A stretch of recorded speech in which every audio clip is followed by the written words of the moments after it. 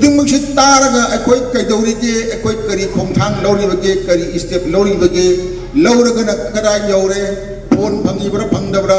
अखोई पुल्लब्रा पुंद्रीब्रा पुंद्रीबगिना करीनो परफॉर्मेंस पंथोकपना अखोई करी मरमदिगे ngamद्रीनो हाइबगे कोई रूट कोज अमदा कोई चमतायबा अखोई रूट कोज खंगद्रगदी सिम्टोम न्या अखोई treatment तबदि कानारोय ngasi matai ya koi na amana ngam amana tadaba ma ja du gumne loi khanga boni hai go megi tenang si leiba adu mak akapaka taksi kasi warpa thakal lon lon choirakpa khara makai de ku phangamane ba adu nadi aina thingajuruba kulong thiba ma kakki wari masi ki thabak se samaina tawragadi phani haina khanjaba puthok ba point je अकोई ताना का जब मतलब तो कोई फंदे बा अमोल मुझे करने बा माना तो उधर क्या भदे नो माँ कप्तान खंग मीने हाई भी से जब कोई चतना दुम लाए बा मशीन की मर्जी करी की no what is root cause मत ये कोई की अमन नंगा मता दबा चाहे कोई करी तकी नो मशीन आइने सुम कंसा जबदा अकोई की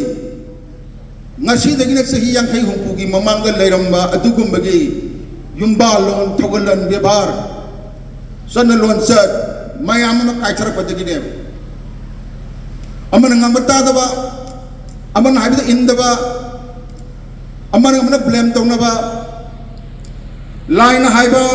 min haiba wa bu yang line loba line ba kawi apaba gun mayam khunjil laga ina du khun thamba memduma thamba ngam miduna ina khun ba kawi hai betu mayam lo khamna ra pone adubu tadri ji maram de keno hatta koi ki yumba lon bu ngapi de ba yum saron janna kang lon thakchi khasi akoi nomo nom gi mangchil le aina sum yengjarak pada akoi ki school de tammi ba angang singche angang ni phu yang khai ki manung da angang tara mok to ne ba mami mana simnak salis lemori ba angang kunthra didi adum tungin na ba ngatane ba adu akoi ji matam da 1971 72 da angang india larik sa haidra ga su pabalon thoe ibaloi ngame ba adu hojik ting ngamde ba tai pun ngene ba piron nana set ngene ba ben tin ngene ba muk la ngene ba good morning hai ba haini adu ko masari larik pawra kan khang de ko moi ki brain du yaad de karigino what root cause si maram ji karigino koi thibam changro private school ki oja sing na founder sing na angang ni lalo laga masa masa ki property build up ta ho raha hai akoi ki na koi angang si kare ni koi ki lare matung da na hi bar hayeng akhu metric na pura pass ho laga thongdang ko adu na te bai pa mi quality education le adu hai ma khodi ma sing je angang du mama apa na ibu dari pau itu mah hai ne ba angang nus dum pa ne ba angang para pharo ba tuition tha ne ba adum tahan ne ba chang mo karino hai kan da akoi ki yum saron choi ba masi aina ngasi adu aina makoi na naha lakpada ai ayang ngai khoi gi maru oi badi ngasi lingchan biri ba thawal lu ana lei ba se pai upan singchi bevhar koi ngak sei aduna asina mayam sigi oina thaina dagi landam na se kandra lai ba lai hidraba lai oi graba singu gi saruk chilaga makoi su le obani akoi gi sarukta lei ba ibungo thawal lu asigi perse oi ba nimai loina na ibungo si akoi gi mayam gi ma masa nupa nupi pokna punamaki oina koina kaino amoina thamjarabani ado mahapta makheni phamalo akhoi di matam gi oina karga lakhani akhoi je du kaino tong thambiro loina na kalap mani mangasi ki apun ba oina mahakna prasera moidra leire ahan gi saktam julor ahan gi su ya nei school gi angang sing mayam ya nei maha am su thamo loina na koina tamona Highway yawi pabung santana yawi di hai bada adi di hai gano ꯃꯈꯣꯏꯁꯦ ꯄꯥꯕꯨꯡꯒꯤꯗꯃꯛꯇ ꯂꯩꯕꯅꯤ ꯑꯩꯍꯥꯛꯁꯨ ꯄꯥꯕꯨꯡ ꯕꯁꯟꯇꯒꯤꯗꯃꯛꯇ ꯂꯩꯕꯅꯤ ꯂꯣꯏꯅꯅ ꯂꯝꯗꯝꯁꯦ ꯏꯃꯥ ꯏꯕꯦꯟ ꯃꯌꯥꯝ ꯑꯃꯅ ꯀꯜꯂꯝꯕꯗ ꯅꯈꯣꯏꯅ ꯉꯁꯤ ꯂꯩꯔꯤꯕ ꯃꯐꯝꯁꯦ ꯀꯟꯗꯅ ꯊꯝꯂꯝꯗ꯭ꯔꯒꯗꯤ ꯂꯩꯕ ꯌꯥꯔꯔꯣꯏꯗꯧꯕꯅꯤ ꯄꯨꯝꯅꯃꯛ ꯄꯇꯥ ꯈꯔꯉꯩ ꯇꯥꯈ꯭ꯔꯒ ꯂꯩꯔꯒ ꯑꯁꯤ ꯑꯍꯥꯡꯕꯁꯤ ꯅꯈꯣꯏꯒꯤꯅꯤ ꯅꯈꯣꯏꯅ ꯐꯖꯅ ꯍꯦꯛ ꯂꯩꯔꯤꯕ ꯃꯈꯩ ꯃꯣꯏ ꯂꯣꯏ ꯂꯥꯛꯑꯦ ꯑꯩꯒꯤꯗ ꯂꯥꯛꯄ ꯃꯇꯝꯗ ꯐꯖꯅ ꯍꯦꯛ ꯂꯩꯔꯤꯒꯤ ꯅꯣꯏꯒꯤꯅꯦꯅ ꯈꯜꯂꯣ ꯃꯔꯝꯗꯤ ꯑꯃꯈꯛꯇꯗ ꯄꯇꯥ ꯊꯥꯕꯗꯤ ꯌꯥꯔꯣꯏ ꯅꯣꯏ ꯄꯨꯝꯅꯃꯛꯀꯤ ꯑꯣꯏꯅ ꯂꯩꯅꯕꯒꯤꯗꯃꯛꯇ ꯑꯩꯅ ꯊꯥꯒꯠꯂꯦ ꯅꯣꯏꯕꯨ ꯑꯗꯨꯕꯨ ꯅꯈꯣꯏꯅ ꯐꯖꯅ ꯄꯨꯛꯆꯦꯟ ꯈꯣꯏꯖꯦꯟ ꯇꯤꯟꯅꯗꯅ ꯂꯩꯔꯕ ꯂꯨꯆꯤꯡꯕ ꯃꯌꯥꯝ ꯑꯃ ꯃꯅꯤꯄꯨꯔꯒꯤ ꯑꯣꯏꯅ ꯂꯩꯔꯝꯒꯅꯤ ꯑꯗꯨꯒꯤ ꯃꯈꯥꯗ ꯅꯣꯏꯁꯨ ꯑꯐꯕ ꯂꯨꯆꯤꯡ ꯄꯨꯔꯦꯜ ꯑꯃ ꯑꯣꯏꯔꯛꯅꯕꯒꯤ ꯇꯥꯟꯅꯅꯕꯒꯤꯗꯃꯛꯇ ꯅꯣꯏꯒꯤꯗꯃꯛꯇ ꯂꯣꯌꯔ ꯂꯥꯛꯄ इबुंगो इमा इपा इमो इमा इबेमा लोइनना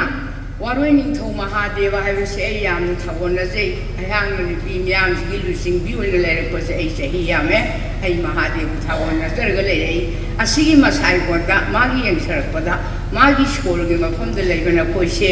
नादे येक्तबा पुसि साना लेनबा अदुगने बाबा होइना फतब थबक तवा मखोइ चथोखरे दु लेते ना फतब तवसि नखोइ नंजनगा बाबा अजुम बचारगदी अखोइ हक्यान फर ओइ कोलोइ हाबिसु नखोइना हायगदबनी ममागा बाबागा नखोइ वालबनी न खनरा कोसुनो न सरु थिंगनु अदुगा अमना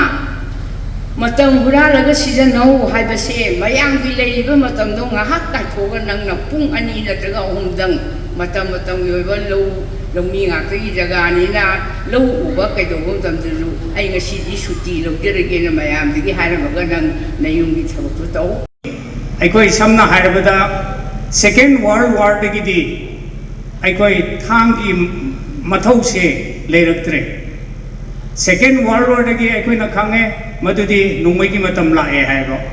adu kari gino sajal na ngasi bawada maite hoyal nang sindam changlen sajal academy haraga lamdam khudimakta mafam khudimakta sandoga thami bese kari gino haibese masi amtang wakal taminasi aina khangjeba khara haijege ayon aran yaw khudimak ngapigani kari no haibada aikoi ge ipa ipu singse asuki matik kalamne hariba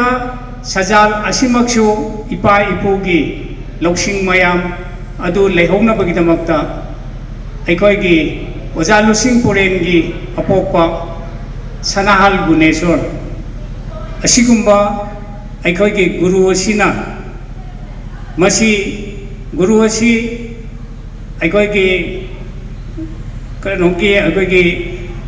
1901 da pokibani malem do pungdar kibani mana angang moringe digi hongna thang ta pamjarakpa tongan tongan bo oja khallakanda masi dabu yokhat ke haina khallakanda masi gi mahaise masi tung koina miron kudamakta tungi miron singda lehorakanda mapa mapu gi matik magun mathongna singdo hanjan ramnabagi lehora sunu haina thambiramba adugumbagi mahai ne koina huji phangjari basi aduna hariba sajalasi haibidi wen la long thang ta asi matam amada manipur da tamba yaram de ning thau palingai matam da maramdi karigino haibada ning thau semba mayam ama akoi gi kanogi mata royal family ki manungda ning thau semba kayama tholakpa matam da aikoi gi thang haibasing se magi khupu oina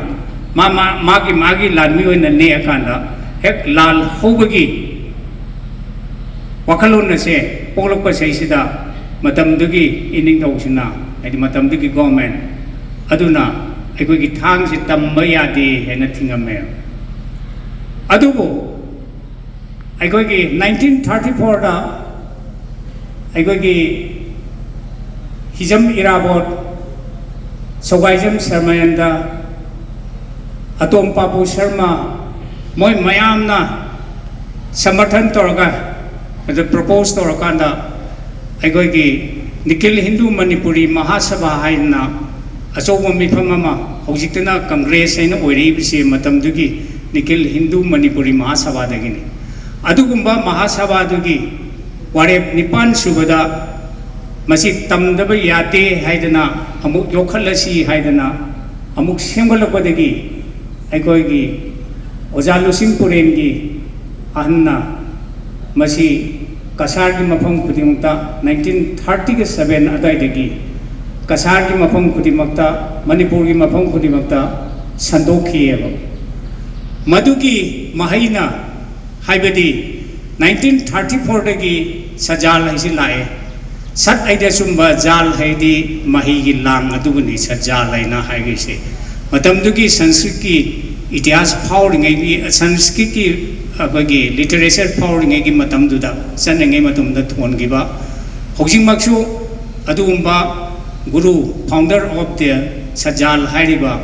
हुएंगलांगोन हाइरिबा अदुगी इज्जत होइना एकोइना ngasi बाव the ममिंग से होंदन लई अदो 1967 दा एकोइगी गुरु अदुना मसी मांगिबा तारे Karmain tong na yokal ka thamgadagi haibda Scientific Defense Cultural Society haina 1967 da resa torakanda haiba 1967 da resa tawba SDCS haibdi Scientific Defense Cultural Society sina mahi sinta magalapane 1982 gi haiba sahidu da agoi kalen gi thanen numita CC Higher Secondary School da amukshu masa ibungo Mingwina Hangacharabada RK Manishna UFO ki founders na CC School da Adugumba Mahi Sangamaling Halaganda Manipur ki Mapam Kudimakta Sandopani Ado